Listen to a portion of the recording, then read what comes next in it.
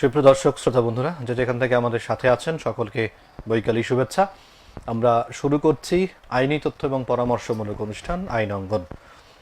আপনারা জানেন আমরা আইন অঙ্গনে ছোটোখাটো যে বিষয়গুলো রয়েছে আমরা অনেকেই অনেক কিছু জানি, তো তার মধ্যেও অনেক কিছু রয়েছে অজানা, কিন্তু সেগুলো কিন্তু আইনের মধ্যে আছে কিনা, তাদের সেগুলো নিয়ে আইন আছে কিনা, অথবা সেগুলোর বিধি নিষেধ কোনো কিছু আছে কিনা, সেগুলোও কিন্তু আমরা অনেকেই হয়তো জানি না।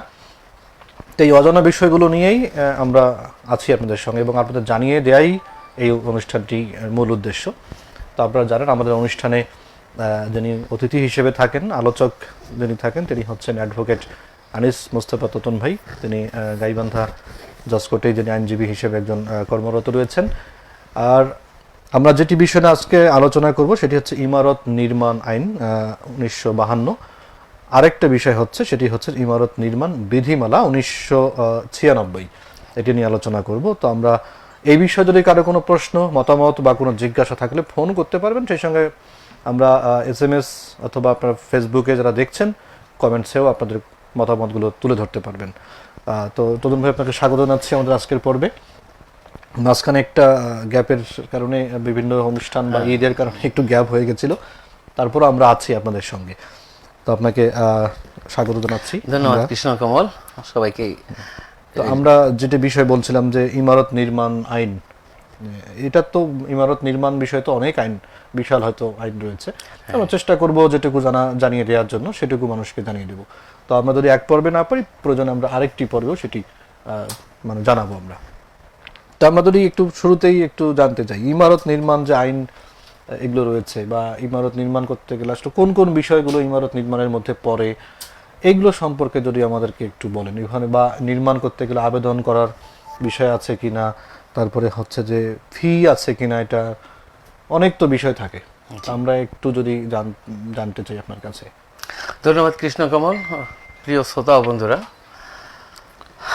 আপনারা নিয়মিত জেনে থাকবেন যে আমরা এই আইন অঙ্গন অনুষ্ঠানটি আপনাদের সহযোগিতার জন্য করে থাকি। এই বিষয়ে বিভিন্ন আইন বিষয়ে আলোচনা নিয়ে আপনারা যে প্রশ্ন করেন সেটির উত্তরও দিয়ে থাকি। তো আইন আসলে জানার শেষ নাই, প্রচুর আইনের মূল আইন, তার ডালপালা অনেকগুলো আছে, ধারা উপধারা তো অনেক কিছু আছে। এবং আপনি জেনে থাকবেন যে প্রতিনিয়ত এই আইনগুলো পারিপার্শ্বিক অবস্থার প্রেক্ষিতে এগুলো সংশোধন হয়ে আসছে, নতুনভাবে তৈরি হয়ে আসছে, বিধিমালা আসছে, গেজেট আসছে। এগুলো আসলে সময়ে সময়ে আপনাদেরকে জানিয়ে দেওয়ার জন্যই আমাদের এই অনুষ্ঠানের আয়োজন। আইন জানা আসলে কোনো ভুল কিছু না, খারাপ কিছু না, আইন জানাটাই আমাদের জন্য দরকার। যে কোনো বিষয় তো জানতেই হবে। আমরা আসলে আইন জানলে নিজেরাই অপরাধ থেকে সরে আসতে পারি এবং অন্যকেও অপরাধ করা থেকে বিরত রাখতে পারি। আমরা চলাফেরা করতে, জীবনযাপনে অনেক ছোটখাটো বিষয়ে আমরা অনেক আইনগত অপরাধ করে ফেলি। আসলে সেগুলো দৃষ্টিগোচর হয় না সরকারের বলে আমরা এগুলো আইনের আওতায় আসে না। তা না হলে বিভিন্ন দেশে ছোটখাটো আইন রয়েছে যেগুলো আইন একেবারে টর্টের আওতায় পড়ে। যেমন আপনার বাড়ির পোষা বিড়ালটা আমার বাড়িতে এসে যদি মলত্যাগ করে, তার জন্য আইন আছে। আচ্ছা আচ্ছা, তার মানে এখানে তাহলে আমরা এই বিষয়টা, মানে এখানেও আইন অবশ্যই আছে। আমরা তো আসলে সেটা আমাদের জানা নেই, তাহলে আমাদের এগুলো, এই বিষয়গুলো জানতেই হবে। তো এগুলো তো অজানা, মানে জানা কখনো যে ভুল তা তো নয়, এটা নিশ্চিতভাবে বলতে আইন জানতে হবে। আপনি আমার বাড়ির সামনে দিয়ে যাবেন, রাস্তায় যাওয়ার সময়, চলাফেরা করার সময়, সরকারি রাস্তা হোক বা বেসরকারি রাস্তায় হোক বা পাবলিক রাস্তায় হোক, যেখানেই চলাফেরা করেন, আপনার যদি চলাফেরা করতে কোনো রাস্তার ক্ষতি হয়, আপনার একটা যানবাহন নিয়ে গেলেন, রাস্তাটার একটা অংশ ভেঙে গেল, সেই ভাঙা অংশটা কিন্তু আপনি এটা করতে পারেন না, পৌরসভা এই জন্য আপনাকে ফাইন করতে পারে। এই বিষয়গুলো আসলে জানা থাকলে অপরাধ হয় না। এটি আমরা সঙ্গে সঙ্গে এটাকে নিজেকে সরিয়ে আনতে পারি, নিজেকে আড়াল করতে পারি। তো শ্রোতা, আপনারা আজকে শুনছেন যে কৃষ্ণ কমল বলছে যে ইমারত নির্মাণ আইন এবং ইমারত নির্মাণ বিধিমালা বিষয় এই বিষয়টা নিয়ে আমরা একটা আলোচনা করব। যদি কারো এই বিষয়টা নিয়ে কারো ব্যক্তিগতভাবে কোনো হার্ট হয়ে থাকে তাহলে আমরা সেজন্য দুঃখিত, কেননা এই বিষয়টা অনেক অপরাধ অনেকে হয়ে থাকে। যেমন অনেকে একটা বিল্ডিং তৈরি করছেন, গৃহ তৈরি করছেন, যেটি আমাদের আইনের আওতায় আসছে না, তিনি হয়তো মনে মনে ভাবছেন এটি আমাদের দৃষ্টিগোচর হওয়াতে জনসাধারণকে জানাতে ক্ষতি হলো। তা তাদেরকে আমি বলবো যে এটি অন্যভাবে নিয়েন না, আমরা এটি জানার জন্যই বলছি। তো প্রথমে যেটি বলবো যে আপনি আপনার নিজস্ব একটা জায়গায় একটা ইমারত নির্মাণ করবেন। ইমারত বলতে আমরা ভবন বলি, একটা বহুতল বিশিষ্ট ভবন বা পাকা ভবন। এটির জন্য আপনি ইচ্ছা করলে এটিকে একটা ইট পাথর দিয়ে মাটি খুঁড়ে একটা করতে পারবেন না, এটির জন্য এটা হবে না। আপনি এটির জন্য একটা কর্তৃপক্ষের কাছে, যেমন ইউনিয়ন পরিষদ হলে ইউনিয়ন পরিষদের চেয়ারম্যান কাছে, অথবা পৌরসভার আওতায় হলে পৌরসভার মধ্যে আপনার মেয়র মহোদয়ের কাছে আপনাকে এটা আবেদন করতে হবে। এবং আবেদনের প্রক্রিয়াটা আমরা ধীরে ধীরে বলবো, কি কি বিষয় আছে এটা বলবো। এই আবেদনপত্রটা আপনাকে করতে হবে। এই আবেদনের সঙ্গে প্রথম যেটি হবে সেটি আপনার মালিকানাধীন যে জমিটির উপরে আপনি ভবন নির্মাণ করবেন সেই ভবনের মালিকানার কাগজপত্র এবং হালনাগাদ এটি সরকারি কর পরিশোধ করা আছে কিনা, পৌরসভার ট্যাক্স পরিশোধ আছে কিনা, মানে আমরা যেটাকে সহজভাবে বলি যে খাজনা পরিশোধ আছে কিনা, এই কাগজগুলো আগে আপনার হাতে নিতে হবে, সংগ্রহ করতে হবে। তারপর এই আবেদনপত্রের শেষে আপনাকে এই জমির বিবরণ ছক করে দিতে হবে, ম্যাপ আকারে দিতে হবে। তারপর আবেদনের সাথে আপনার জমির যে জমিটির উপরে আপনি ভবন নির্মাণ করতে চাচ্ছেন সেই ভবনটির একটা হাত নকশা দিতে হবে, মানে একটা নকশা দিতে হবে, একটা যেটিকে বলে আমরা সাধারণভাবে বলি যে স্ট্রাকচার, যেটিকে বলি যে প্ল্যান। এই প্ল্যানটা তৈরি করে দিতে হবে, জমা দিতে হবে। তারপর এই যে এই ভবনটা নির্মাণ করার জন্য যদি আপনার এটা আবাসিক হয়, আবাসিকের জন্য একটা নির্দিষ্ট হারে ফি দিতে হবে। যদি অনাবাসিক হয় তার জন্য একটা ফি দিতে হবে। যদি বহুতল ভবন বিশিষ্ট হয় তার জন্য একটা ফি দিতে হবে। আর যদি এটি কাঁচা হয় সেক্ষেত্রেও আপনাকে একটা ফি দিতে হবে।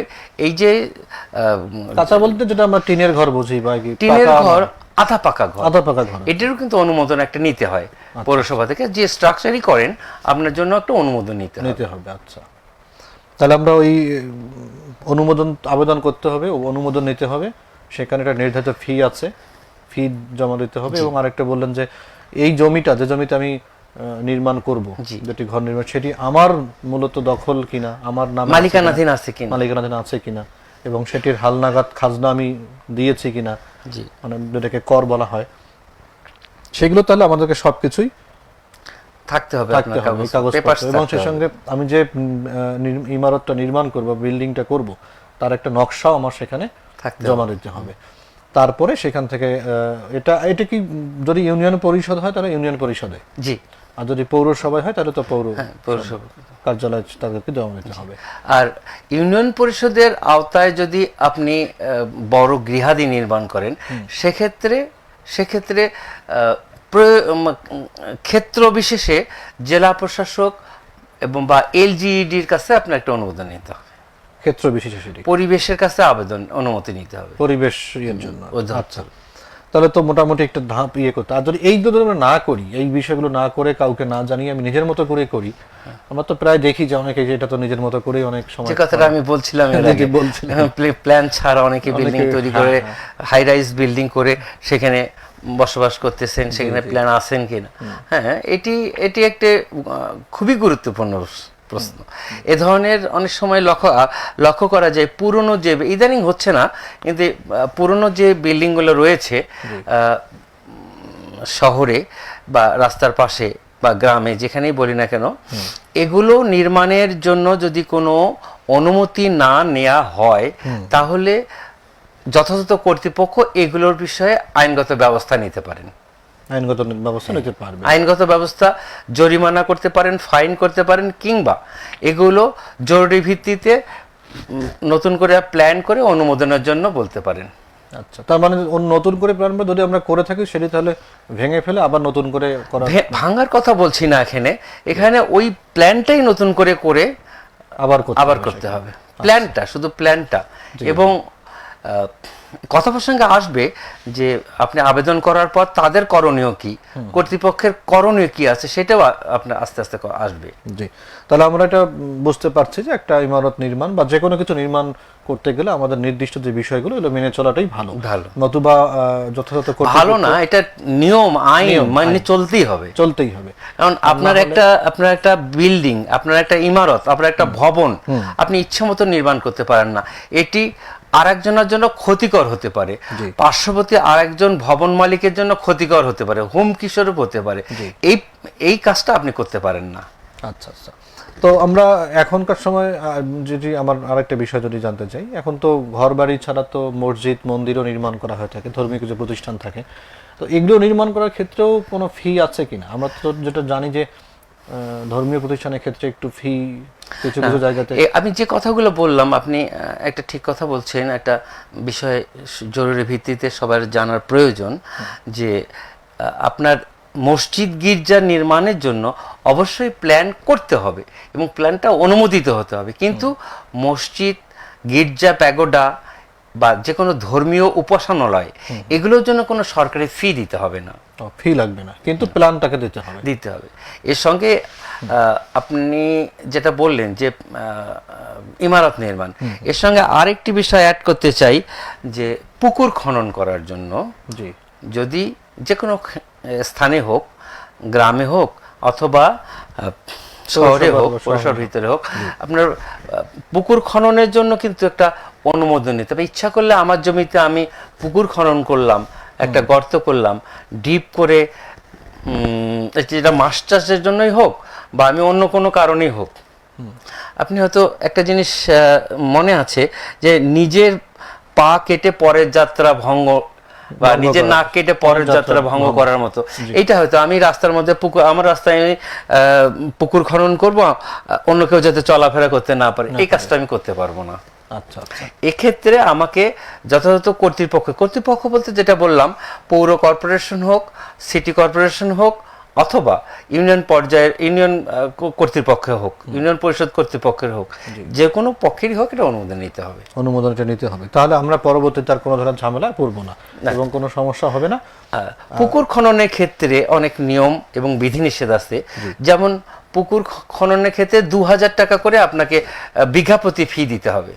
প্রত্যেক বিঘা, এক বিঘাতে যদি একটা পুকুর করি 2000 টাকা ফি দিতে হবে। সর্বনিম্ন 2000 টাকা এবং উপরে আরো বেশি আছে, সেটা নিয়ম অনুপাতে যেটি হয় সেটা ফি দিতে হবে। এবং পুকুর খনন করতে গেলে আপনি যেখানে পুকুর খনন করবেন সেখান থেকে যে প্রশস্ততা, পার যেটাকে বলে, বা পুকুরের পাড়ের রাস্তা, সেটি একটা নির্ধারিত পার বা জায়গা রাখতে হবে 3 মিটার মতো রাখতে হবে। হ্যাঁ, আমি এমন ভাবে পুকুর খনন করতে পারি না যে আমার এই খনন করতে যে পার্শ্ববর্তী যে বাড়ি বা ভবনের মালিক আছেন তার ভবনটি ধসে আমার পুকুরের মধ্যে পড়ে যাবে, এটা আমি করতে পারবো। এটা তো আমরা অনেক সময় গ্রামগঞ্জে দেখি যে আমার কিছু ক্ষেত্রে এটা হয়ে থাকে যে আমার হাতে একটা জমি আছে অন্য লোকের, বা সে যদি আমার কোনো সমস্যা করে তখন আমি ওই জমিতে পুকুর দিয়ে দিলাম, এমন ভাবে দিলাম তারটা যেন ভেঙে আমার দিকে। এটা হয় সত্যতামূলক ভাবে অনেকে করে যে আমি এমন তাকে শাস্তি দেব যে কথাই বলবো না, কাজে দেখাই দেব। এমন ভাবে আমার পার্শ্ববর্তী জায়গায় আমি আমার জায়গায় পুকুর খনন করলাম ডিপ করে, তার ভিত্তি যেটা রয়েছে, স্ট্রাকচারের ভিত্তি, তার যে নিচ পর্যন্ত 20 ফিট বা 25 ফিট ভিত্তিটি ধসে পড়লো। এটা একটা আসলে বেআইনি কাজ। তাহলে ওটা আমাদের সেটা থেকেও রাখতে হবে। জি, তার মানে আমরা এখানে যদি বলি আইন আসলে কারো পক্ষের কথা বলছে না, আইন সবার কথাই বলছে, সবার জন্যই, সবার যাতে চলাফেরা, যাতায়াত সবকিছু সুবিধা থাকে সেটা নিয়েই কথা বলছে। হ্যাঁ, আইন তো তাই করে, আইন তো সবার সুবিধা। আইন আপনি দেখবেন যে আইনের যেটা মার্কা, বা যেটা মার্কা ঠিক না, যেটা প্রতীক বলি আমি, আইনের যে একটা প্রতীক, জাজ সাহেবদের, বিচারকদের চেয়ারের পিছনে একটা দাড়িপাল্লার মতো একটা নিক্তির মতো একটা থাকে, এবং প্রতীক আছে। এবং সেই নিক্তি দেখবেন যে আগে অনেক ছবি টবি আছে যে একজন লোক ধরে আছে, তার চোখ বাঁধা, তার চোখটা বাঁধা। হ্যাঁ, তার মানে যে বিচার করতেছে তার চোখ বাঁধা, সে দুপক্ষের কথা শুনে, যদি প্রয়োজন পক্ষে আরো কোনো পক্ষ থেকে সবার কথা শুনে তার মতো করে তিনি রায় দিবেন, এবং এটি কোনো পক্ষপাত হবে না। ইদানিং বিচারকদের অনেক কঠিন হচ্ছে, কারণ অল্প সময়ের মধ্যে কোনো মামলার বিচার কার্য সম্পাদন হচ্ছে না, অনেক সময় লাগতেছে। হ্যাঁ, এই জন্য বিচারক একজন, একটা মামলার বিষয়ে একজন বিচারক একটা কিছুটা শুনে উনি বদলি হয়ে যাচ্ছেন, আর একজন আসতেছে তিনি বদলি হয়ে যাচ্ছেন, এক্ষেত্রে বিচারের বিলম্বিত হচ্ছে আর কি। এই জন্য জনসাধারণ যারা বিচার প্রার্থী মানুষ, তারা কোনো রিলিফ পাচ্ছে না, সেবা পাচ্ছে না, সেবা পাওয়া থেকে বঞ্চিত হচ্ছেন। আচ্ছা আচ্ছা, কিন্তু আইন সবার জন্যই সবার সমান আর কি। তো যাই হোক, আমরা শুনলাম আসলে পুকুর নির্মাণ করতে হলে আপনাকে কি করতে হবে সেগুলো আমরা জানলাম, এবং সেই সঙ্গে অন্যান্য ইমারত নির্মাণের জন্য আমাদের যা করণীয় সেটি আমরা শুনলাম। তো আমরা যদি আরেকটু বিষয়ে জানতে চাই, আপনি আমরা শুনলাম আপনার কথা যে একটা নকশার কথা বললেন, জি, একটা নকশা বা প্ল্যানিং এর কথা বললেন। তো এই যে এটি প্রস্তুত এবং অনুমোদনের জন্য তো একটা বিষয় থাকে। এখন আমি তো বাড়ি করব, আমি তো নকশা করতে পারছি না, আমি তো হয়তো এমনি বাড়িটা করবো, কিন্তু নকশা কিভাবে হবে তো আমার অজানা, এর জন্য তো একটা কর্তৃপক্ষ থাকে নিশ্চয়ই। তো আসলে এগুলো কোথায় কি করতে হয় বা কিভাবে কি করতে হবে, বা নকশা করার ক্ষেত্রে কোনো ফিটি আছে কিনা? এটা হচ্ছে, আপনি প্রথমে যখন একটা বাড়ি করবেন বা ভবন নির্মাণ করবেন, এটির আসলে কি পারপাসে ব্যবহার করবেন, আবাসিক, অনাবাসিক, হোটেল বা স্কুল, কোনো উপাসনালয়, নাকি কোনো অন্য কোনো বিষয়ে, সেই বিষয়টি মাথায় রেখে আপনাকে যে ব্যক্তিদের অথরাইজড পার্সন, মানে সরকারিভাবে যারা রেজিস্টার্ড, ক্ষমতাপ্রাপ্ত, বা যারা অনুমোদন পেয়েছেন, এরা হচ্ছে পুরকৌশল এবং স্থপতি, বুয়েট থেকে পাশ করা অথবা কোনো মানে ওই বিষয়ে লেখাপড়া করেছে, তাদের কাছ থেকে এটি একটা নকশা করে নিতে হবে। এই নকশাটার মধ্যে আপনার প্রয়োজন অনুযায়ী, আপনার চাহিদা অনুযায়ী রুম, চাহিদা অনুযায়ী বাথরুম, এবং তাদের কাছে যে ফর্মুলা রয়েছে, আপনি হাই রাইজ বিল্ডিং করার ক্ষেত্রে কি কি থাকতে হবে, তেনারা এই প্ল্যানটার মধ্যে সব ডিজাইন করে আপনাকে দিবেন, এবং আপনি সেটি প্রাথমিকভাবে দেখে তারপর এটি 7 ফর্দ করে, মানে 7 কপি, 7টা কপি করতে হবে ডিজাইনটা। এই ডিজাইনটার সঙ্গে আপনি এর আগে যে কথা বললাম যে আবেদনপত্র, অন্যান্য কাগজগুলো লাগবে, সেই কাগজগুলো সংযুক্ত করে ফিটা আবার ট্রেজারি অথবা চালান মূল্যে অথবা রসিদ মূল্যে জমা করতে পারবেন। এই জমা করে তার সঙ্গে রিসিট নিয়ে আপনি কর্তৃপক্ষের কাছে উপস্থাপন করতে পারবেন। এই উপস্থাপন করলে তখন এই কর্তৃপক্ষ নিয়ম অনুযায়ী নকশাটার তারা প্ল্যানটা ঠিক আছে কিনা, জায়গাটা ঠিক আছে কিনা, বা এই প্ল্যানের সব ছোটখাটো বিষয়গুলো যাচাই বাছাই করবেন। যাচাই বাছাই করে তখন এটি আপনাকে নোটিশ দিয়ে জানাবে যে এটি আপনার উপস্থাপনের জন্য আপনাকে ডাকার পরে আপনাকে ছোটখাটো ত্রুটি বিচ্যুতি থাকলে আপনাকে সংশোধন করে করতে বলবে। আর যদি প্ল্যানটা সঠিক থাকে তাহলে আপনাকে অনুমোদন করে দেওয়ার জন্য প্রক্রিয়ায় পাঠায় দিবে। এটি হচ্ছে আসলে নকশা অনুমোদন বা প্রক্রিয়ার পরিচালনার প্রক্রিয়া। আচ্ছা, এই যে আমরা নকশাটা নিলাম, মনে করেন আমরা একটা 5তলা বিল্ডিং করব, 5তলা বিল্ডিং এ তো অনেক কিছু রাখতে হবে। একটা বিল্ডিং এ তো অগ্নি নির্বাপক একটা বিষয় থাকে, তারপরে সেখানকার মানে বাথরুম বা বেডরুম বিভিন্ন বিষয় থাকে, এগুলো সবগুলোই কি সেখানে উল্লেখ অবশ্যই থাকতে হবে। যেমন আপনাকে আমি একটা উদাহরণ দিয়ে যদি বলি, এই যে রেডিও সারাবেলার ভবনটি, এই ভবনটি এই ভবনটির স্ট্রাকচারটা, এই ভবনের স্ট্রাকচারটি আপনি যখন দেখেন এখানে কয়টা স্টোরেজ থাকবে, 3টা 4টা 5টা, এটাতে আপনার ওয়াশরুম থাকতে হবে, এটাতে আপনার অগ্নি নির্বাপক ব্যবস্থা থাকতে হবে, খোলামেলা পরিবেশ থাকতে হবে, বাতাস চলাচলের ব্যবস্থা থাকতে হবে।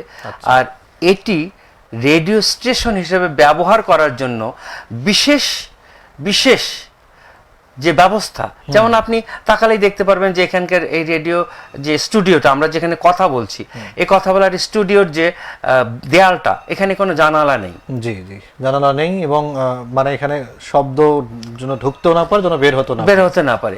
এটি কিন্তু সম্পূর্ণ করা হয়েছে সেই ডিজাইনারকে আমরা বলছি যে আমি এইভাবে এটা ডিজাইন করে চাই, সেইভাবে কিন্তু ওনারা এই বিল্ডিংটা তৈরি করে দিয়েছেন। তা তো অবশ্যই। আর এখানে জানলা থাকলে কিন্তু আমরা এই স্টুডিওতে কথা বলতে পারতাম না। তা তো অবশ্যই। সেই এটাই হলো একটা বিষয়, যে নির্মাণের স্ট্রাকচারটা অবশ্যই পুরকৌশল বা স্থপতি দিয়ে তৈরি করে নিতে হবে। আপনি বা আমি ইচ্ছা করলেই বা ইচ্ছা মতো চাইলেই এটা তৈরি করতে পারবো না। তো যাই হোক, আমরা একদম শেষের দিকে চলে আসছি। তো যেহেতু আমরা এই বিষয়ে কিছু কথা বললাম, আবেদন যেহেতু করেই এটা করতে হয়, তো আবেদনের তো নিশ্চয়ই একটা সময়সীমাও থাকে কিনা? আমি আবেদন করলাম, কতদিনের মধ্যে সেটি পেতে পারি, বা কতদিন পার হয়ে গেলে সেটি বাতিল হবে, এরকম কোনো নিয়ম আছে কিনা? হ্যাঁ, এটি আপনি একটা আবেদন করলে অবশ্যই তার সময়সীমা থাকতে হবে। আপনি আবেদন করে বসে থাকলে তারাও বসে থাকবে, আপনি বসে থাকবেন, করতে হবে, এটা তো হয় না।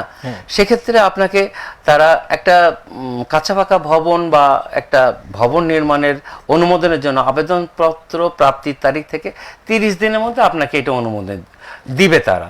আপনি যোগাযোগ করেন এবং তার সঙ্গে কর্তৃপক্ষের সাথে আপনার তাদের রিকোয়ারমেন্টসগুলো ফিল আপ করেন।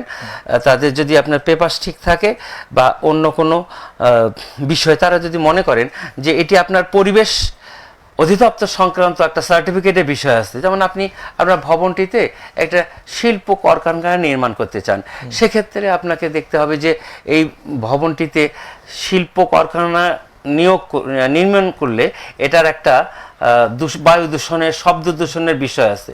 এটি তখন ওই যা বলছিলাম হচ্ছে মানে ওই এলাকার মধ্যে এটি বায়ু দূষণ করবে কিনা, শব্দ দূষণ করবে, জনগণের কোনো ক্ষতি হবে কিনা, এই বিষয়টা পরিবেশ অধিদপ্তরের কাছে একটা উনি রিপোর্ট চাইতে পারেন বা তার কাছে একটা ক্লিয়ারেন্স চাইতে পারেন। তারপরে আপনাকে এটা কি অনুমোদন দিবে। আর পুকুর খননের ক্ষেত্রে আপনাকে ওই পুকুর খনন করা ওইখানে উপযুক্ত হবে কিনা বা উচিত হবে কিনা, সমীচীন হবে কিনা, বা আপনার পুকুর খনন করা ওইখানে খুব প্রয়োজনীয়তা আছে কিনা, এই বিষয়টি দেখার জন্য তারা 45 দিন পর্যন্ত সময় নিতে পারেন। আপনি এখন আপনার গাইবান্ধা পৌরসভার ভিতরে আপনার একটা জায়গা আছে, একটা জমি আছে, সেটা হার্ট অফ দ্য টাউন হতে পারে বা যে কোনো মার্কেট প্লেসে হতে পারে, যে কোনো আবাসিক প্লেস। আবাসিক প্লেসের ভিতরে একটা জায়গায় আপনি একটা পুকুর নির্মাণ করলেন, এটা আপনার কতখানি যুক্তিসঙ্গত হবে কি হবে না, এটি নির্ধারণ করবেন কর্তৃপক্ষ। মানে এটা বিষয়, তাহলে যেহেতু এটা দেখা সরজমিনে দেখার একটা বিষয় থাকে, তদন্ত করে দেখবেন তারা, এই জন্য 45 দিন সময় লাগবে সেটি। আর অন্যান্য ক্ষেত্রে আবেদন হচ্ছে 30 দিনের মধ্যে। তবে বিষয়টা হচ্ছে আমাদেরকে একটু যোগাযোগ করতেও হবে। অবশ্যই যোগাযোগ করতে হবে। আপনাকে চিঠি দিয়ে তারা জানাবে, আপনাকে নোটিশ দিয়ে জানাবে যে আপনার আবেদনপত্রটি গৃহীত হইলো, আপনি আমাদের সাথে যোগাযোগ করবেন, এত তারিখে আপনার সরেজমিনে আপনার পুকুর স্থান বা আবাসিক নির্মাণের স্থানটা পরিদর্শন করা হবে, আপনি আমাদের সাথে যোগাযোগ করবেন, কর্তৃপক্ষের সাথে যোগাযোগ। যাই হোক, আমাদের সঙ্গে একজন ছিলেন, তিনি আপনাকে মানে ধন্যবাদ জানিয়েছেন এত সুন্দর একটা বিষয় আলোচনার জন্য। উনি সাদুল্লাপুর থেকে মাসুদ রানা আর কি ছিলেন আর কি। তো ওনার কোনো প্রশ্ন নেই, প্রশ্ন করেননি, কিন্তু ওনার হয়তো বিষয়টা যেটি মনে হচ্ছে খুব কাজে লেগেছে, মানে এই জন্য উনি বলেছেন যে খুব ভালো লাগলো আর বিষয়টা, এবং ধন্যবাদ আপনাকে জানিয়েছেন। তো আমরা যেহেতু একদম শেষের দিকে চলে এসেছি, আমি একটু মাসুদ রানাকে ধন্যবাদ জানাতে চাই যে নিশ্চিত উনি আমাদের অনুষ্ঠানটা শুনছেন এবং নিয়মিত শোনেন।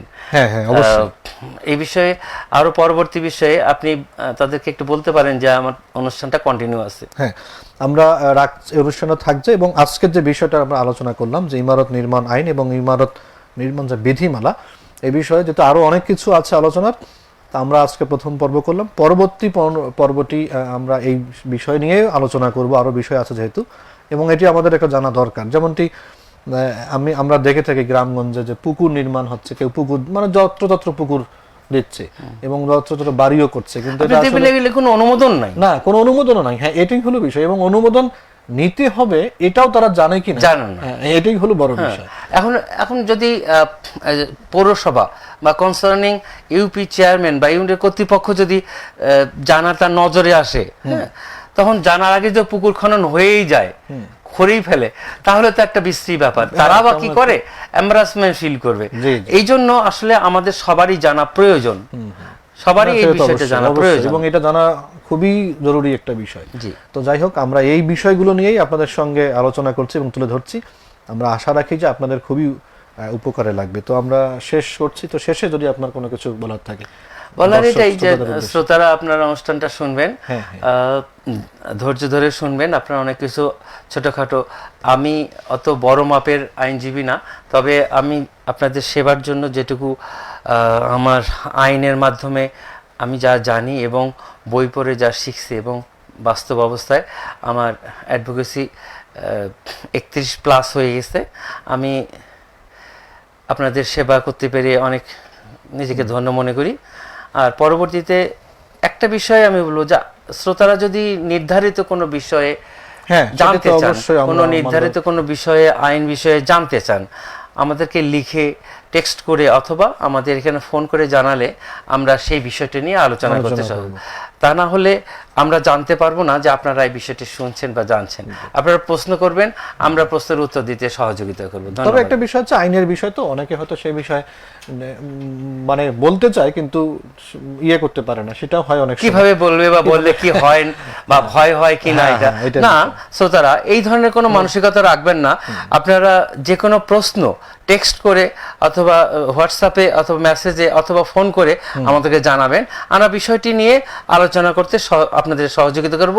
আর আমরা আশা করি যে আমাদের আলোচনার মাধ্যমে আপনারা অনেক অনেক অনেক উপকৃত হবেন। জি, আমরাও সেইটা কামনা করছি। আর আমরাও আশা রাখছি আপনারা যে কোনো সমস্যায় আমাদেরকে জানাবেন, আমরা সেটি নিয়ে আলোচনা করব। তো যাই হোক, আমরা আজকে শেষ করছি আইনাঙ্গন অনুষ্ঠানটি। পরবর্তী পর্ব এই বিষয় নিয়ে আলোচনা হবে। তো আমরা আশা রাখি সেই পর্বেও আপনারা আমাদের সঙ্গে থাকবেন এবং আইন সম্পর্কিত জেনে নিজে যেমন সমৃদ্ধ হবেন, অন্যকেও সমৃদ্ধ করবেন। তো ভালো থাকবেন, সুন্দর থাকবেন, এই প্রত্যাশায় আজকের মতো এখানেই শুভ বিদায়। শুভ বিদায়।